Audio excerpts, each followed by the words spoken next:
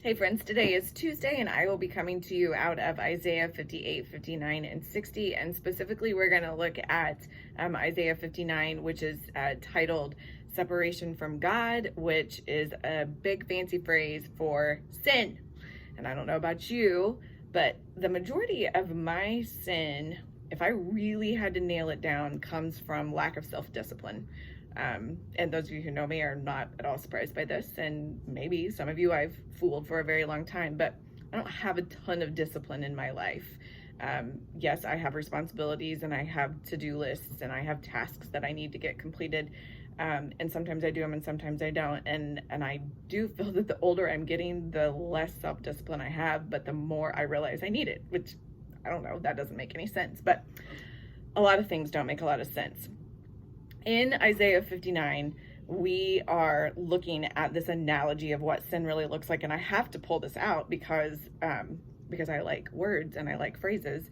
And I think this is kind of creepy. And I think that it sums up sin pretty well. So it says, for your hands are defiled with blood. I feel like we need some like Halloween music behind us. And your fingers with iniquity, your lips have spoken falsehood and your tongue mutters wickedness. They trust in confusion and they speak lies and they conceive mischief and they bring forth iniquity. They hatch adders' eggs and bring forth weaves like spider webs. He who eats of their eggs dies, and from which is crushed a snake breaks forth. Okay, now that's like that's some good imagery. I don't know if you've ever brushed up against a spider's web, and it's what? Nothing? Like it's silk, like it's nothing. And maybe it contains a spider and maybe it doesn't, but it creeps us out. What if our sin creeped us out? Like, what if we were so in tune with how much we need to repent and confess and rid ourselves of sin, that every time that a word comes out of our mouth that isn't pleasant, or an action that doesn't please God, or really like the really big things in life that we can't take back, what if it was like brushing up against a spider's web and it just creeped us out to the point that we wanted to go into this part of Isaiah 59 where it says,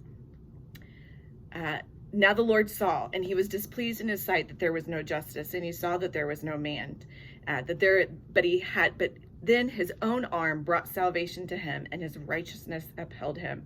I can't talk about salvation without putting on the salvation of God, and I know that we're not talking about Ephesians, but when I talk to kids, the armor of God is one of those stories that I probably tell every quarter because it's just that important.